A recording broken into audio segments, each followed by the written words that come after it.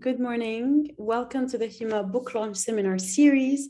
This is a space for discussing critical work written about Africa by African scholars in Africa and the diaspora, and also about critical work that is relevant to our research agenda here at HUMA, mainly questioning what it means to be human in Africa today and in the world. Our seminar is hosted by HUMA, which is the Institute for Humanities in Africa, located at the University of Cape Town in South Africa. And I am Amina Slimani. I'm a doctoral research fellow. And today I'm really delighted to be hosting Professor Armond Towns, who's an associate professor of communication and media studies at Carleton University in Ottawa. Welcome, Prof. I know it's morning for you. It's afternoon here. I'm based in Morocco at the moment. So it's good to have people join in from various parts of the world. So today we're here to discuss and hear on Black media philosophy, a book published by Prof. Towns by University of California Press in 2022. The book questions who is the human in media philosophy. And in it, Prof. Towns demonstrates that humanity in media philosophy has implicitly referred to a social Darwinian understanding of the human as a Western, white, male, capitalist figure. Prof. Towns, we're really looking forward to journey with you in deconstruction and in questioning the hegemonic and the familiar, and to also hear further about the book from you. Thank you once more for joining us today, and the floor is yours. Yeah, thank you and everybody at HUMA for this invitation.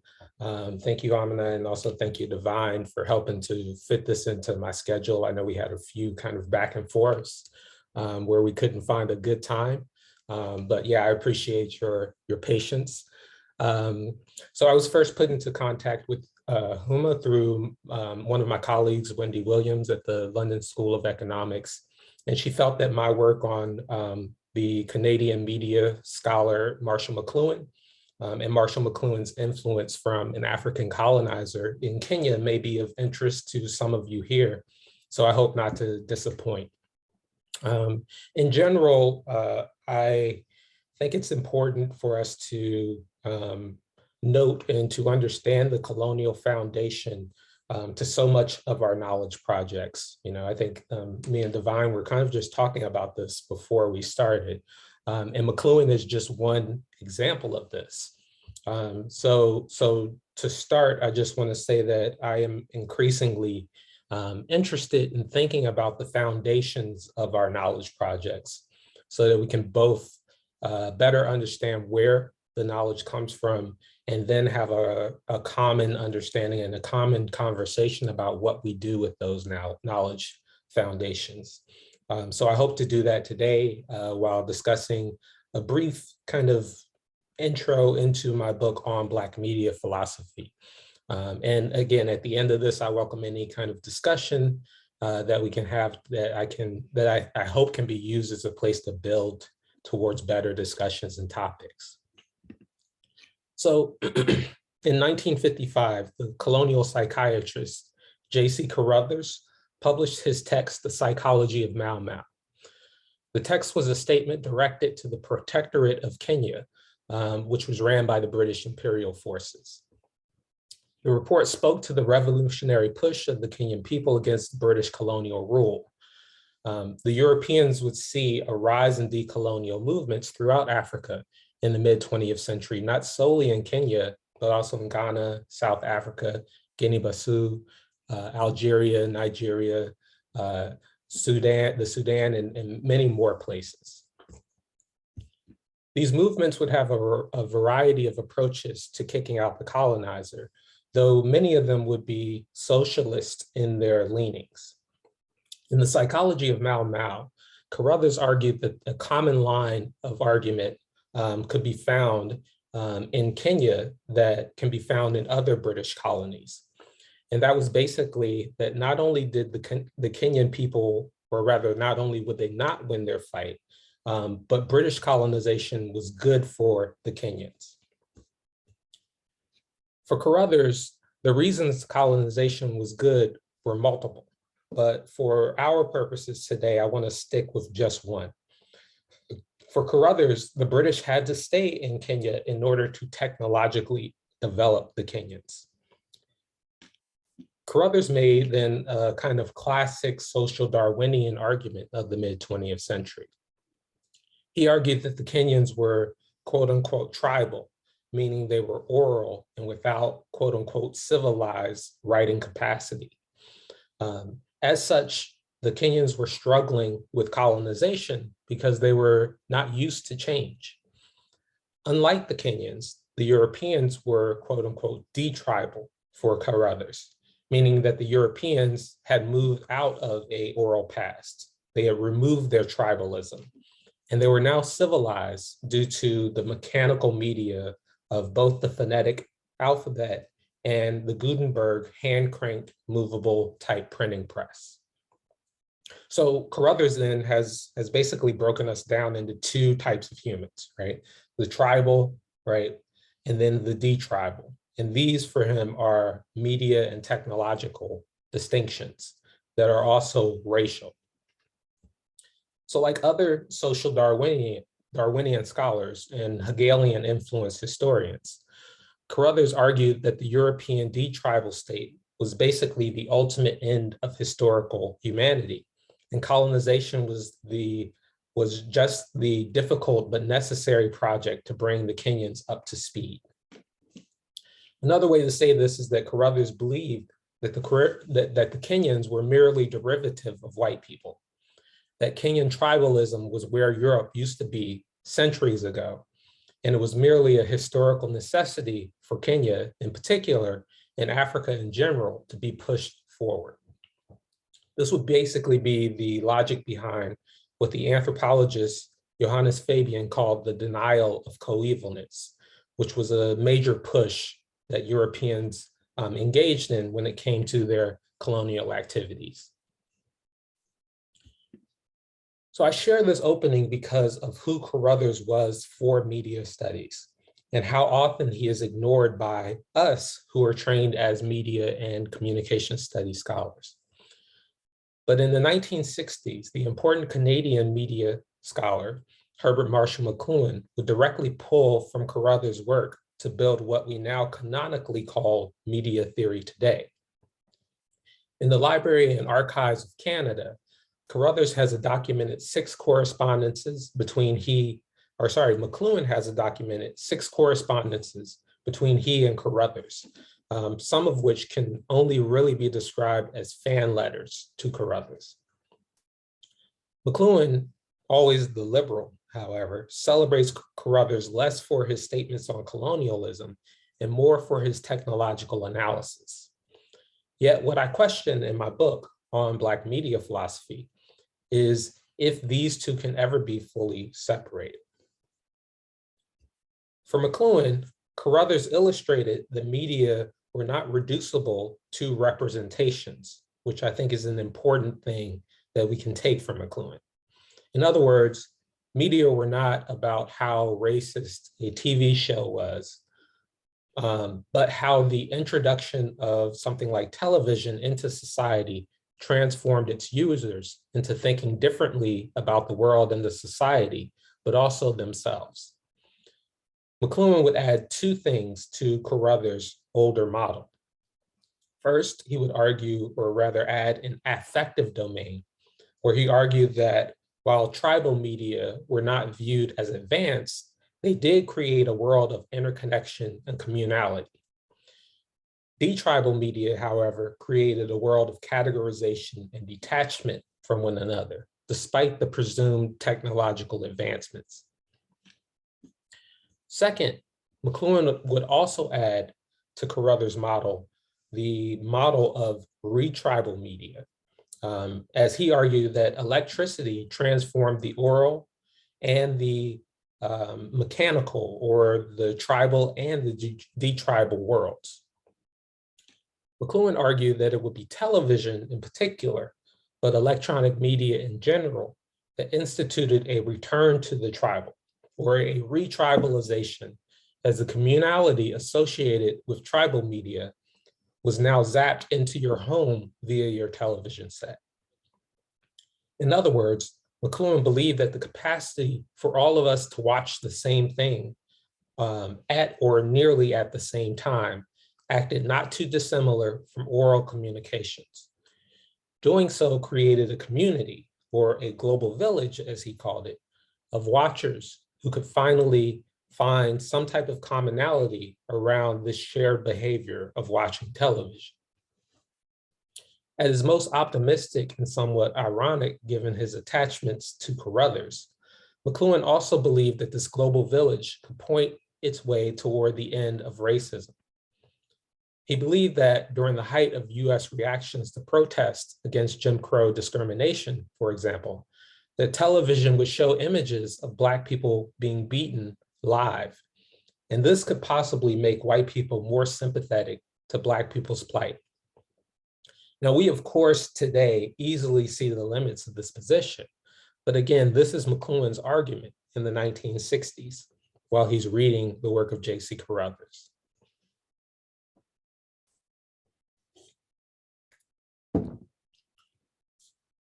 Despite these problems, Mcluhan's work would be rather neutrally taken up as representative of a universalist media theory, or a far more materialist approach to media than popularly taken in many academic circles. But what I do in my book on Black media philosophy is question this foundation of Mcluhan's thought. Inherent in Mcluhan's thought is that the tribal is Black. And what we know about Carruthers is this tribalness is stuck to all Black people, whether we are in Africa or anywhere else in the world. For example, just before this report to the Protectorate of Kenya, Carruthers also wrote a report to the World Health Organization in 1953 titled The African Mind in Health and Disease. In this report, Carruthers argued that Africans who experienced the violence of transatlantic slavery and now lived in what is today called the United States were no less tribal than the Africans on the continent. Though he argued that the technology was central to bringing Africans out of tribalism in 1955 in Kenya, Carruthers contradicted this argument in 1953 by arguing that tribalism was an immutable characteristic of all Black people, turning Black people into a perpetually dependent population, whether we were in Africa or anywhere else in the world. This position would be central to the critique that Frantz Fanon would leverage in The Wretched of the Earth against the same J.C. Carruthers that Mcluhan celebrated. As a kind of interesting side note, Mcluhan owned a copy of The Wretched of the Earth, but he makes no mention of Fanon's critique of Carruthers, even though there's evidence that he actually read The Wretched of the Earth. At the heart of Mcluhan's media theory, then, is African colonization, right? It is the framework of Black people as an inferior population, even as Mcluhan himself never states as much. This is because Mcluhan, again, built his theory of tribal media and de-tribal media off of the social Darwinian thought of the early 20th century, of which J.C. Carruthers is one representative. Still, this is no, I guess you could say, no blanket call to condemn Mcluhan.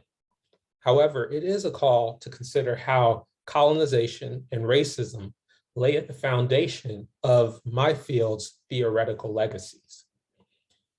At the heart of this statement is an unavoidable fact. As scholars like Walter Mignolo and R.A. Judy have argued, colonization holds epistemological foundations. And for those of us who study media and communication, we cannot ignore this. So the question then becomes, what do we do with scholars like Marshall McLuhan?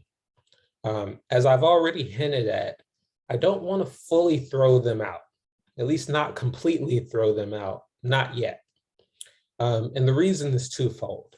And this is essentially this two-part part framework that I'm going to lay out is essentially the structure of my book on Black media philosophy. So first, we must understand the epistemological foundations of our academic fields. Many of these fields are formulated in the late 19th century based on the increasing fragmentation of academia as a response to the Western age of industrialism. At this moment, we likewise see the rise of social Darwinian thought in and outside of academia. The argument that certain human groups are naturally ahead of others. Again, think tribal, detribal, retribal here. The field of English, which Marshall McLuhan was trained in, and also would be a major influence on the development of my field, communication studies, is not immune to this foundation, but wholly a part of it. As such, dominant conceptions of knowledge became and remain inherently structured by Europe and Europeans, which they ensured by their practices would also be racial, right? Would also be colonial. So we might say that this first part of my book is based around the idea that McLuhan's tribal is the Negro, even when he does not say so explicitly. As such, we must always look at media theory or media philosophy as inherently racialized at its core, even as many of its proponents have said little to nothing about race since McLuhan's death in 1980. I also think it's interesting that a lot of the kind of proponents of McLuhan have said nothing about race, even though McLuhan himself often kind of mentions race in a very kind of white liberal way throughout his project. So the second reason I refuse to fully throw McLuhan out is because he gives me some insight into the theorization of media materiality, which I argue is often missing from Black media studies.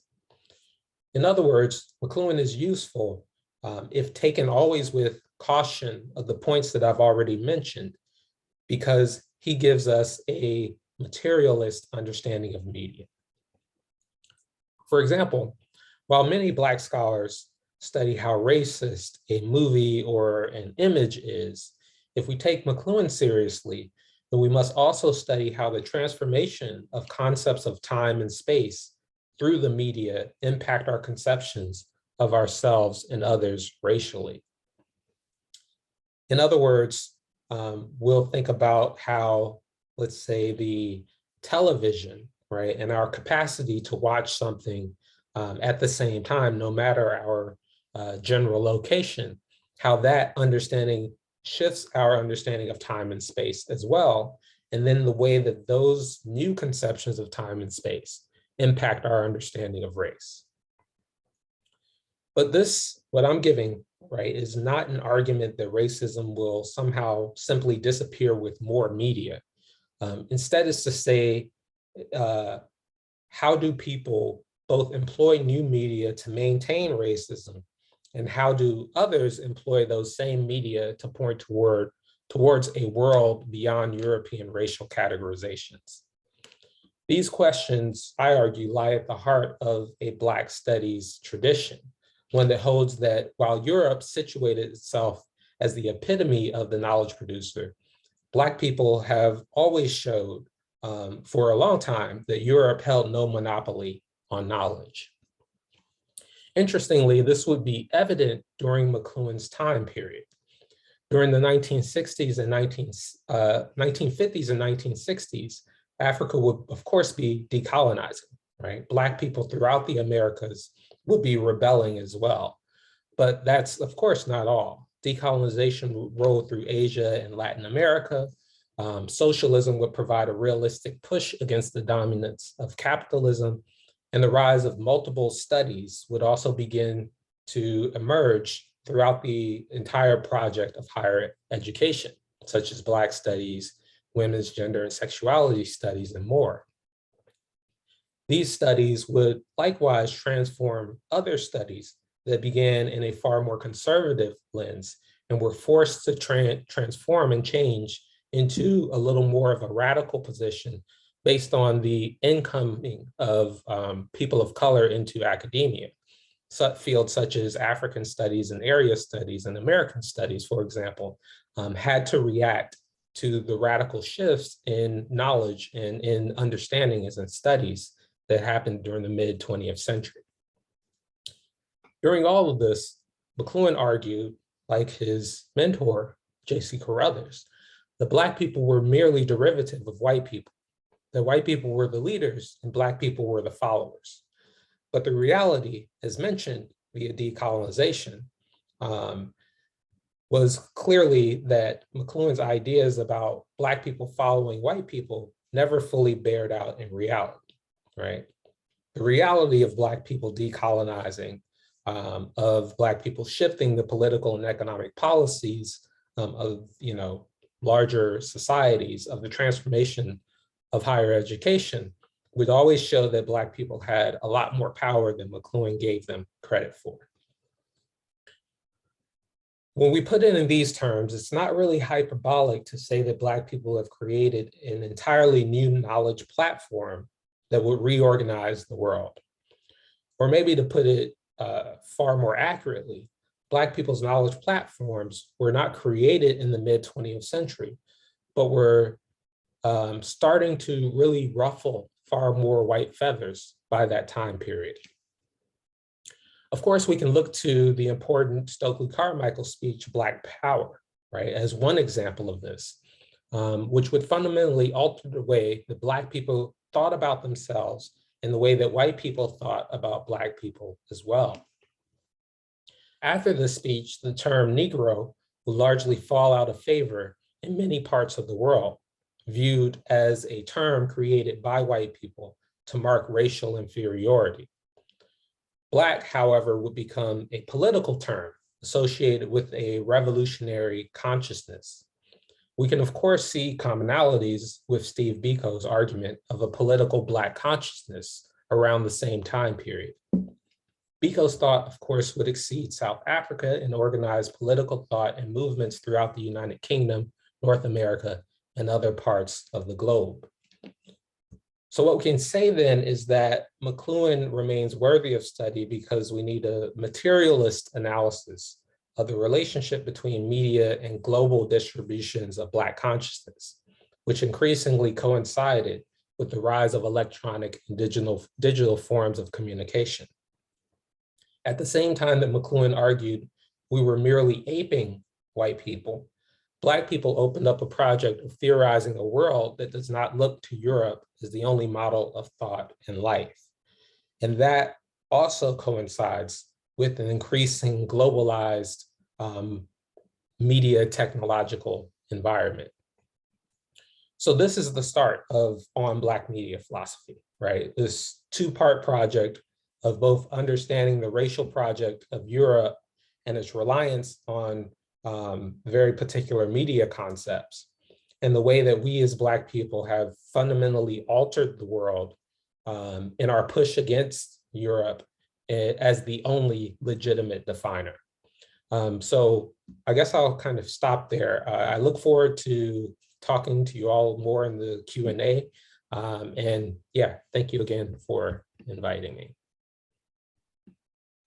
Thank you so much, Prof. Towns, for such a rich and critical presentation of your book, and for providing also, I guess, a pathway to thinking about theoretical legacies. I personally, before, was more on the cancel culture side of things, and as an anthropologist, I have also had those questionings even further in terms of how do you engage with someone who dehumanizes you, and ideologies that are constantly perpetuated and adopted within university departments that claim new liberal human rights and social justice and equality. I would love to open it up to the participants that are here with us to ask questions. So if you have a question, please raise your hand through the chat option or write your question in the chat, and we can get to you. In the meantime, I do have a question. I have two questions actually, Prof. The first one is, how did the idea of this book come about? And how long did it take for you to do the research about Marshall McLuhan, and how does he exist also in your life today, now that you've publicly made this reconciliation through the book with him? Yeah, thank you. Those are great questions. So I first started getting into the work of Marshall McLuhan during grad school. So this is probably 2010. And basically, I was introduced to him through my advisor, who's a Canadian media studies scholar. One of the things that I started to find, the more that research that I did on McLuhan, was this colonial legacy, right? McLuhan, of course, is a white liberal, right? He is very much, interestingly influenced by both the fields of psychiatry and anthropology, right? Both fields that are talking, in this kind of early 20th century moment about this kind of tribal African myth, right? I found it very interesting that so many people were pulling from Marshall McLuhan during the 1990s and early 2000s, and they were ignoring this, they were ignoring Africa, right? Like, even though McLuhan himself says explicitly who he's pulling his research from. So that really kind of sparked my interest in the work of Marshall McLuhan, and I really have been kind of going through his archives since 2010 to get a better sense of his own kind of influence. What you find is that he quite literally uses the work of, quite literally, like, racist psychiatry and racist anthropology as a neutral project, right? As if they have no biases at all. And he takes from them any type of media technological analysis that he can to build his media theory. So what I'm really interested in is how, as a person trained in media and communication studies, how our project of knowledge builds off of that without acknowledging it, right? So the book is really like, we have to accept that Africa is a part of McLuhan's research, even though he doesn't say it. So once we accept that, then we have to say, okay, what does Africa mean for McLuhan, right? Africa is not a place for McLuhan, it's a concept, right? He's not talking about Africa in any type of nuanced way. He's talking about Africa in European imagination, right? So this is a fabrication that basically outlines and builds the entirety of McLuhan's media theory. So if that's the framework, then we have to say, okay, so what do we leave behind and what do we take from McLuhan? And that's really the way that I've been trying to organize a lot of my work, is to say, because there's so many projects of knowledge that continue to organize our world that, we need to understand them so we can undo them, right? We need to understand why Europe fabricated this idea of tribalism, right? And why they created the idea that they were not that, right? And then who becomes the tribal under those terms, right? So that really is what drove me, right, to study McLuhan, because I was like, oh, he's talking about me, right? And nobody else is acknowledging that, but I see it because, I'm Black, and I can tell that, when he says tribal, he means me. So yeah, I don't know if that answers your question, but that's my start. It does. Thank you so much. And I guess it leads me to another question, in which is, from your current positionality and after more than a decade doing this work and researching with and about and writing against, to a certain extent, Mcluhan, what would you consider being not Black media philosophy? Mm. Yeah, I think, when I say media philosophy, what I mean is Mcluhan, right? So Mcluhan's basic argument of media philosophy is that media impact our understandings of ourselves and of our environment, right? Of what it means to be human and our concept of time and space. So for Mcluhan, every new media technology changes the way you think about yourself as a human. Previous generations, let's say, and I'm just taking Mcluhan as an example, in order to have a relationship with somebody who lived thousands of miles away, you had to send a letter, right? And that letter could take months to deliver. Today, we can pick up one of these things and talk to somebody. We can FaceTime somebody. We can text somebody immediately.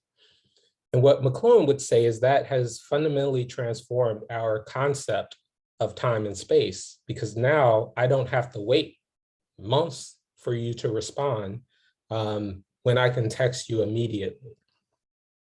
Now, Mcluhan's idea of this time and space is very much rooted in European ideas and concepts of time and space, which ensures that time and space will always be racialized. It will always be colonial. And to me, that is media philosophy, right? It is, the ignorance of the foundation of these concepts of time and space, these concepts of media and technology that are inherently racial and colonial from their foundation. The Black media philosophy understands that and then looks into the ways that Black people have made radical attempts to restructure ourselves and think about ourselves as human beyond Europe. So it's really just kind of a bringing together of the understanding of that racial project, and also the ways that Black people, and not just Black people, but I'm using Black in a broad sense, the way that people that have been colonized have quite literally taken over media and pushed them and utilized them in ways that are against the colonizer. Thank you so much. You also touched on another question that I had: who is Black in Black media philosophy? So that really clarified it. Alison has a question. Alison, would you please, if you can unmute yourself and go and ask your question. Thank you. Sure. Thanks, Amina, and thank you so much, Dr. Towns, for your presentation and for all the thoughts that you're posing to us. I really want to pick up on, one of your earlier questions, which is like, how do you engage with someone who dehumanizes you? And I think, so just for some context, I'm also a doctoral research fellow at Humor, but I've just began this journey. So literally in my second month as a PhD student. And so we've been thinking a lot, I think, myself and a colleague of mine who started at the same time, on what does academic kind of healing look like, and redefining these relationships to our academic ancestors. And I've been thinking a lot about and asking you, so what is your approach to engaging with texts that were not written for you, and that were not written with you as a potential audience in mind, and how do you ensure that the encounter is not characterized and defined by coloniality and the trauma associated with that? Yeah, no, that's a great question. One of the things that really kind of inspired me, I guess you could say, is going back and looking at the, I'm not sure, Allison, which time period you're looking at, but going back and looking at what people were writing during that time. Not just the dehumanizing stuff, right? Like, I think, that stuff is always there.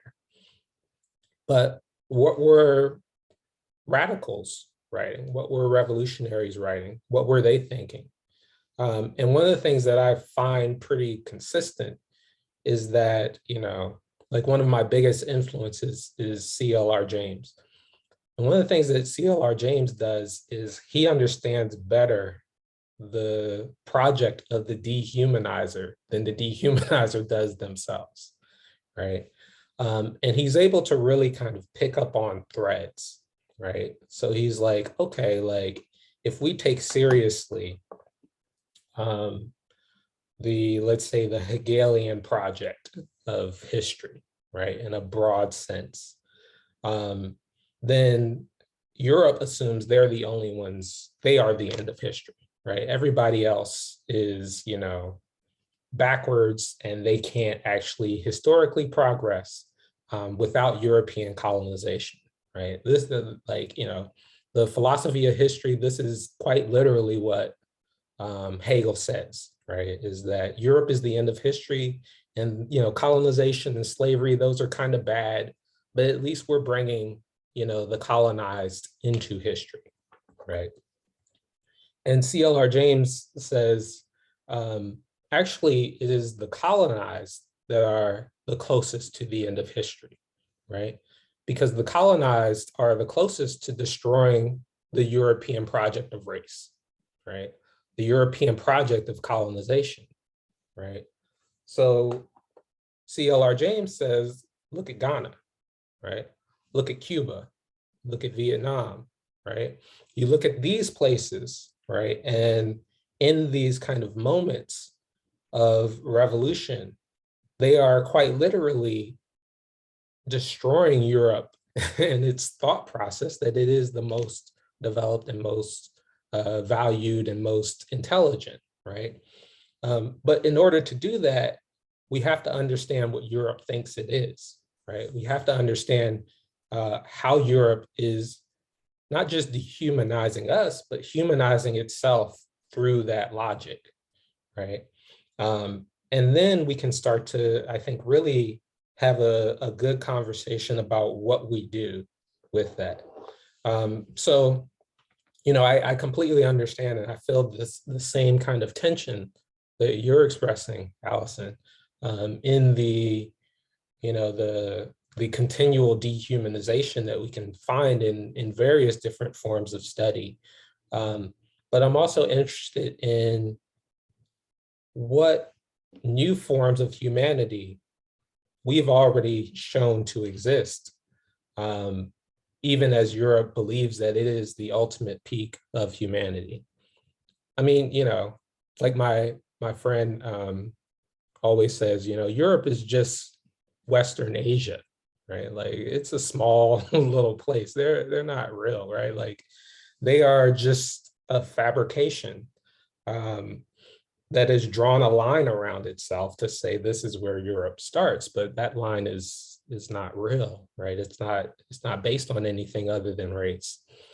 So I really want to unravel that project of Europe so that we can see how we have created new forms of humanity that Europe can't understand.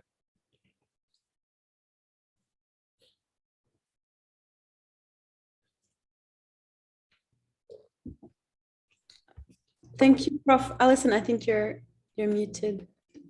Oh, just thank you for that. I think that's a good question to take forward on what new forms of humanity can exist, to take forward in this journey. Thank you. Yeah, no problem. Thank you, Allison. Thank you, Prof. Just to pick up on that, as I was listening, I thought about Stuart Hall, and I was really curious in terms of where would you situate him in this conversation with yourself and Mcluhan, and would representation theory come to be in conversation with Black media philosophy? Yeah, so that's a great question, right? Like, so Stuart Hall and Marshall McLuhan are contemporaries, right? Marshall McLuhan studies at Cambridge, right? While Stuart Hall and the Cultural Studies Project are involved with Cambridge. So, you have then, and the British Cultural Studies group is going to be highly critical of Marshall McLuhan because McLuhan is a technological determinist, right?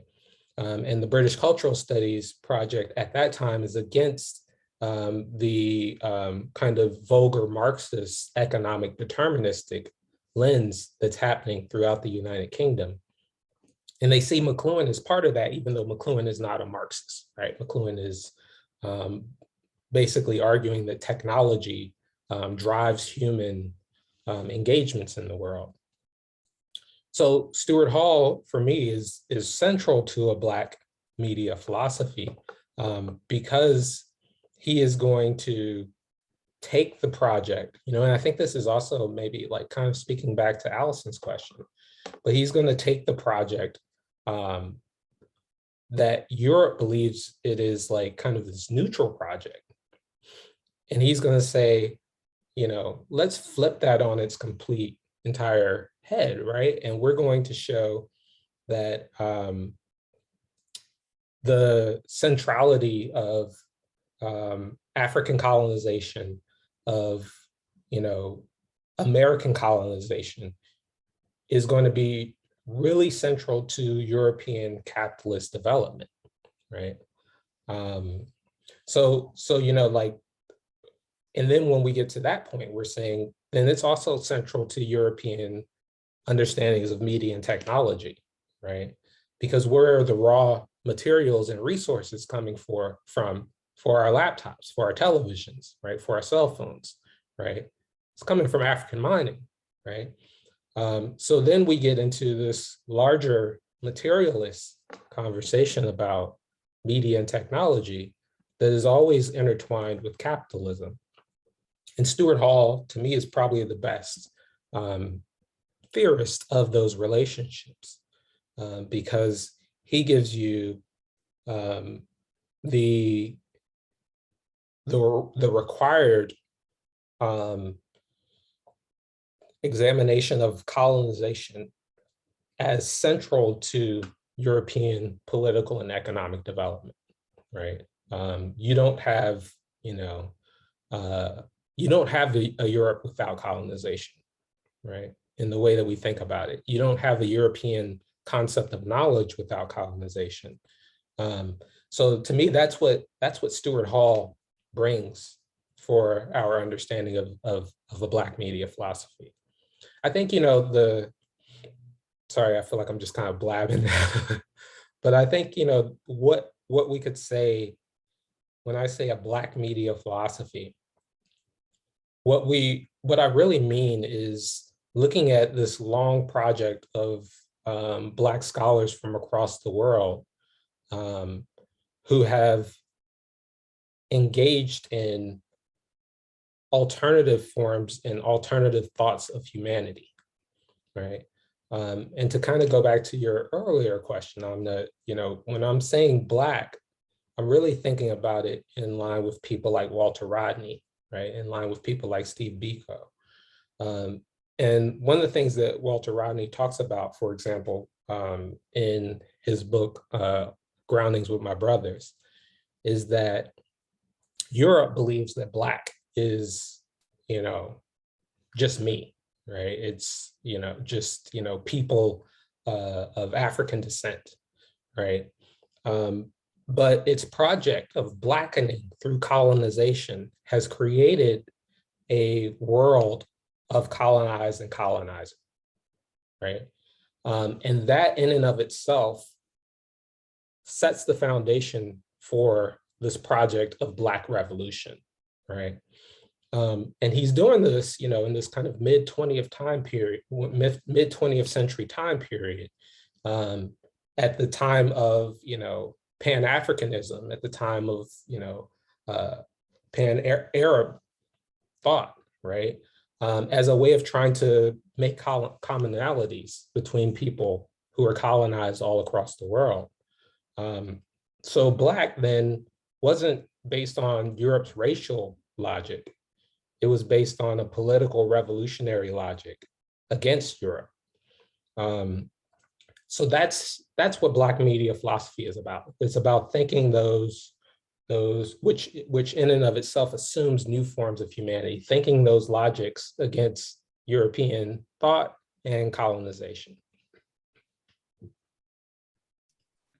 Thank you so much. And it actually makes me think also of Sylvia Wynter and Be It Humanist Praxis and the genealogy of men that excluded Black bodies from what is claimed as modernity. And suddenly there's a clear distinction between who is human and who isn't.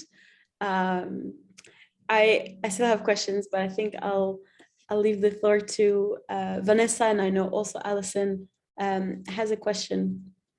Vanessa, do you want to go ahead? Sure. Thanks, Amina, and thank you so much as well to Professor Towns. My question is really around maybe him developing a bit more, Prof, if you can, on how you think kind of maybe say 10, 15 years from now, the kinds of conversations that we'll be having around this. Like, I guess in some ways I'm asking you to look into the crystal ball and trying to predict kind of where the conversation around the human in media philosophy is going to end up, or maybe even what you're hoping will be the direction of the conversation. And also perhaps in what ways you think that conversation might filter to a more public discourse, or more kind of general public discourse. And yeah, so thank you so much again. Yeah, no, thank you. Yeah, so, I'll try the crystal ball look, but, thinking kind of back to what Amina was just saying about Sylvia Wynter, I think that's the future of this project, right? Because one of the things that Sylvia Wynter argues is that this project of new humanity has existed at least since Frantz Fanon, right? So we're talking the 1950s, right? She calls this new break in break from Western humanity, right? And if we understand, her logic, there are these, we could say, two forms of humanity that came before man 1 and man 2. And man 3, she says, comes out of the Fanonian project. And if we think about how long it took to develop man 1 and 2, it took centuries, right? So we're at the beginning, right? We're, 70 years in to this new project of humanity. And Europe is doing everything it can to prevent that. And I think that's going to be a kind of a back and forth that we're going to have for the next few decades. And I think that, at some point, it will be unavoidable, and largely because of climate crisis, right? You can't take resources at an, unlimited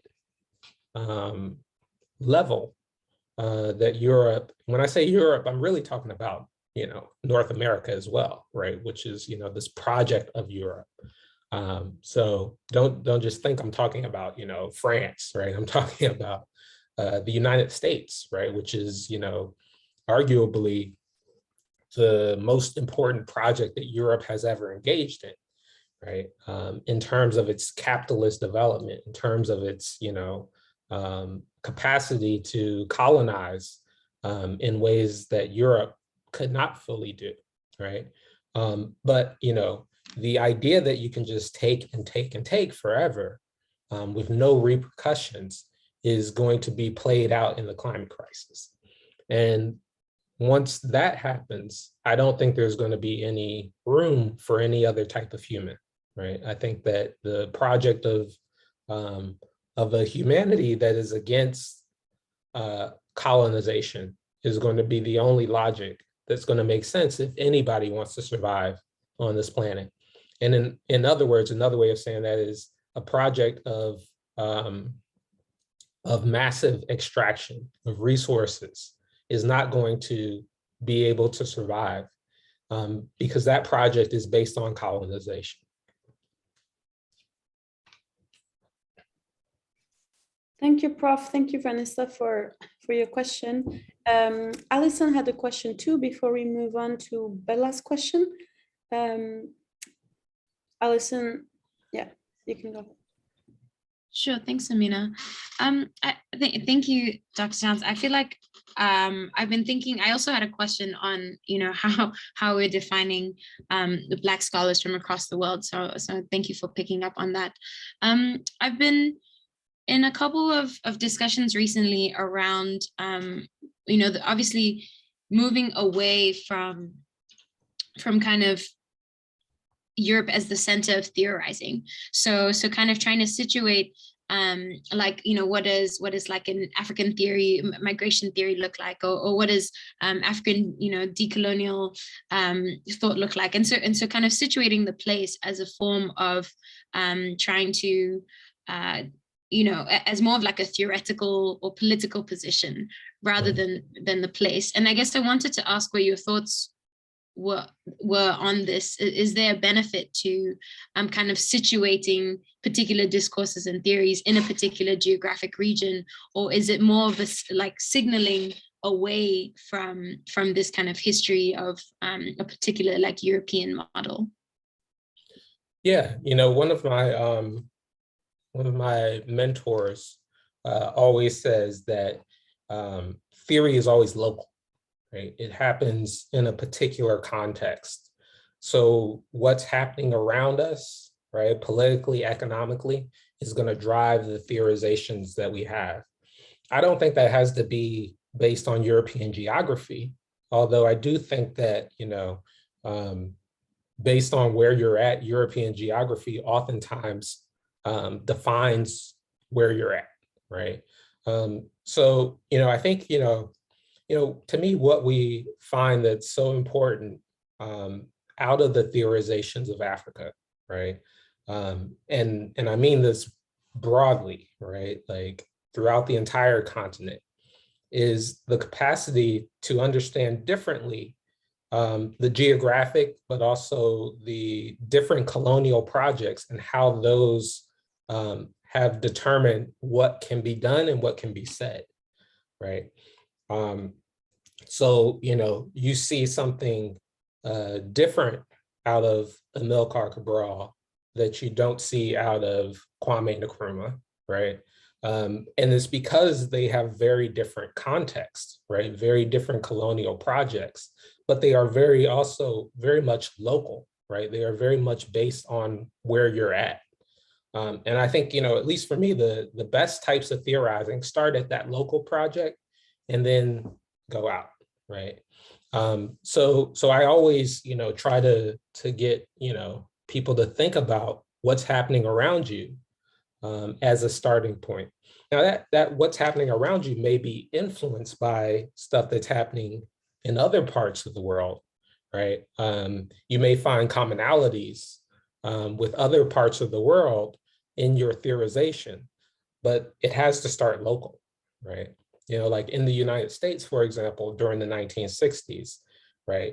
People were like, oh, like, Black people in the US are a colony, right?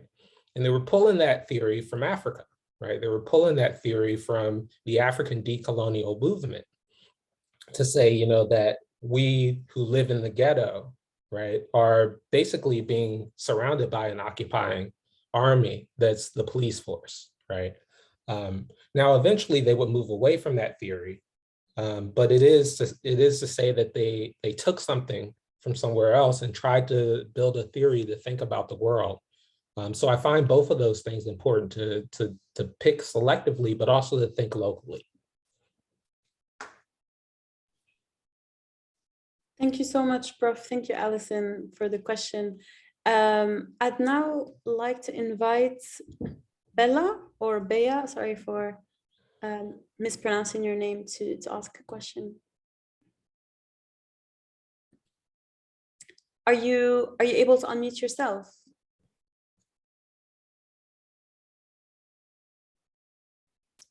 Not sure we can hear you yet.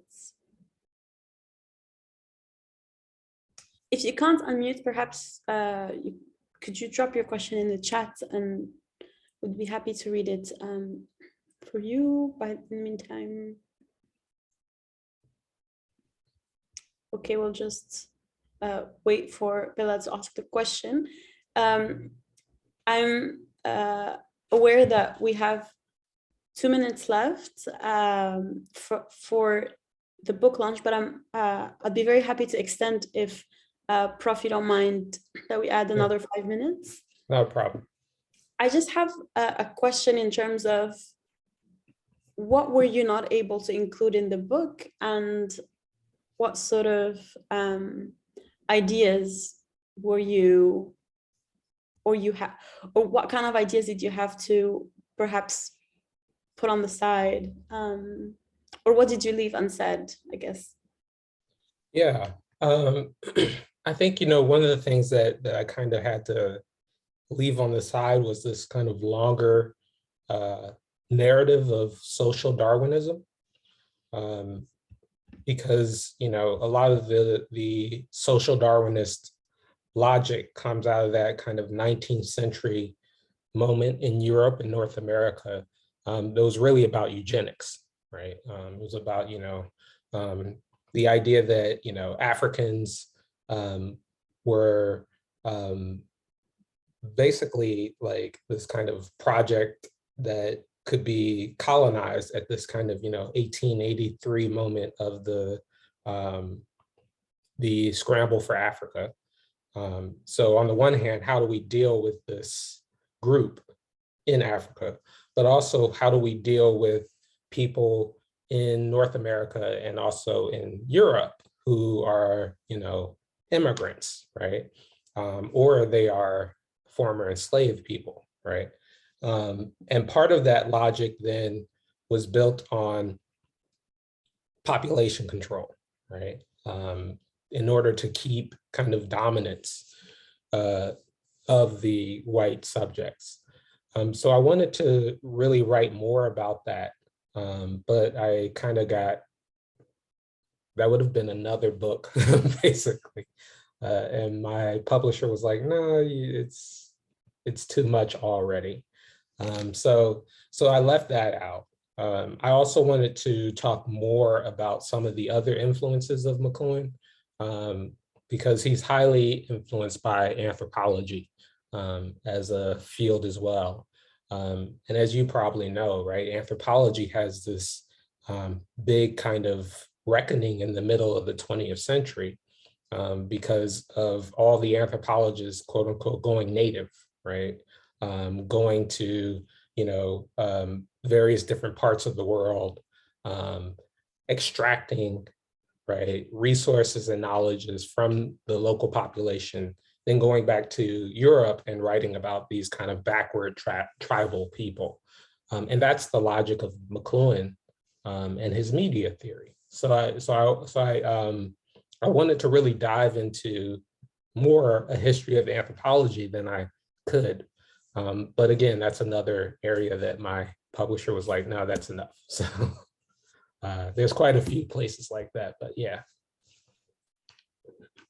Thank you so much. Vanessa says, glad to hear that there's more material for at least 2 more books. That's the next book. Definitely. And Dom says we're excited about the book to come. I don't know if we mentioned this in our correspondences, but perhaps if there is an open access chapter for us to read, we would love to have that, but we're also pushed for the book to be in our library at HUMA as well. Yeah, I can send you, I think I have the introduction and the first chapter on my computer. I can send that to you. Thank you so much. I think all of us are pretty excited to read it in more details now. Prof. Towns, thank you so much for your talk. And I just saw that Bella sent her Oh. comments in the chat, and it reads, I wonder what the position and thinking about women is in Black media philosophy. I say this because Maria Lugonis, for instance, critiques and understanding of coloniality/colonialism are not only racialized, but also gendered. And similar critiques have been presented of Biko's conception of Black as being Black man. Would you like to respond to that before we close? Yeah, sure.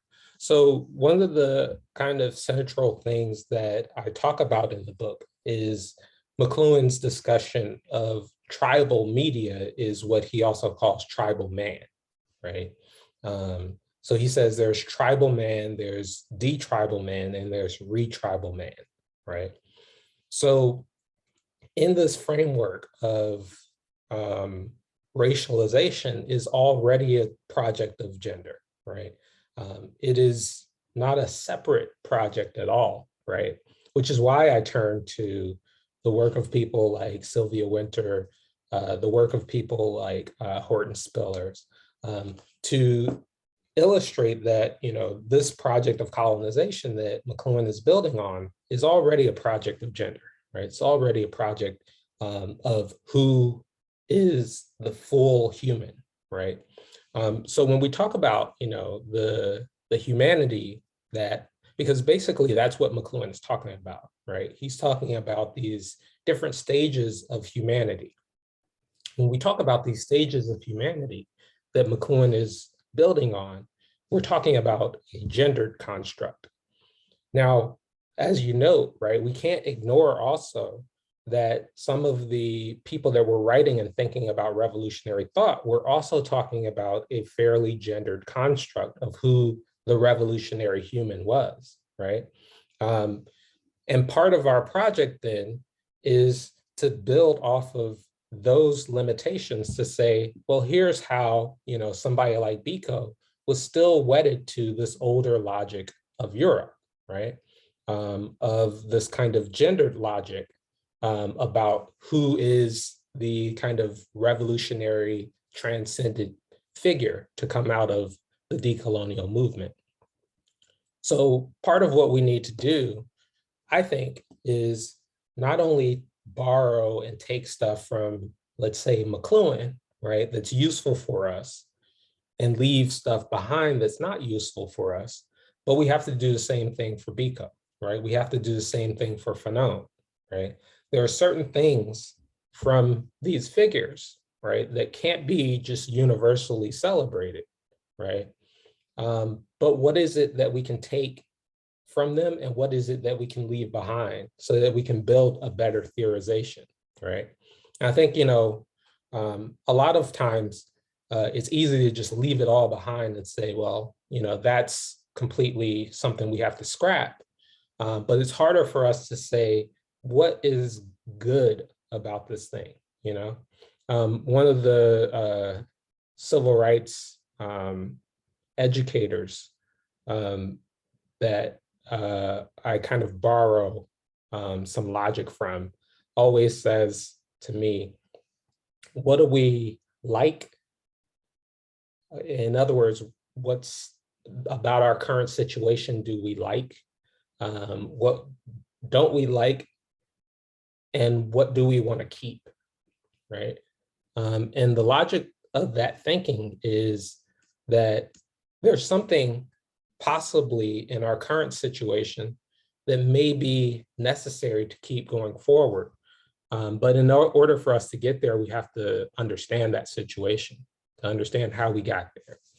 So yeah, you know, I think that's a great question. You know, I think that, you know, we can't ignore the gendered understandings and assumptions of some of these revolutionary figures.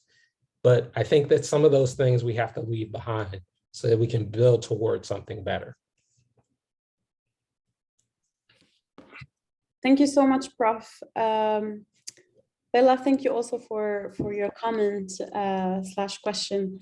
Very, very important one, and happy that we were also able to cover it in today's conversation. Prof. Towns, thank you so much for your time and for your generosity and for joining us today and elaborating on your book. Job says, such a wonderful book. Thanks, Prof. And I join him again in thanking you, because you did provide a critical thinking pathway for healing, as Alison worded it, with theoretical ancestors. And I guess that, arguably there's that's something I've heard, which is strategic ignoring can be seen as strategic delinking, a way for us not to engage at all with people that we feel dehumanize us in the disciplines that we quote unquote belong to, right, or not belong to. But I'm also getting to the realization, listening to you today, that every figure is problematic in one way or another, whether you see them as extreme left or extreme right, or racist or not racist. And that's also important to keep in mind. So thank you for asking us to learn how to reevaluate and to deeply deconstruct, I guess. If there's anything else you would like us to leave us with at the end, it would also be wonderful. But otherwise, I just wanted to thank you so much, and thank you to everyone who's joined us today. Please join us next week for another book launch with Bongani Kona on a book called Our Ghosts Were Once People, Stories of Death and Dying. Thank you all for having me. I don't have any final thoughts, but no, this was a great conversation, and I'm very happy to have been invited. So thank you again. Thank you again, Prof. Have a wonderful week. You too. Thank you so much. Bye-bye. Bye.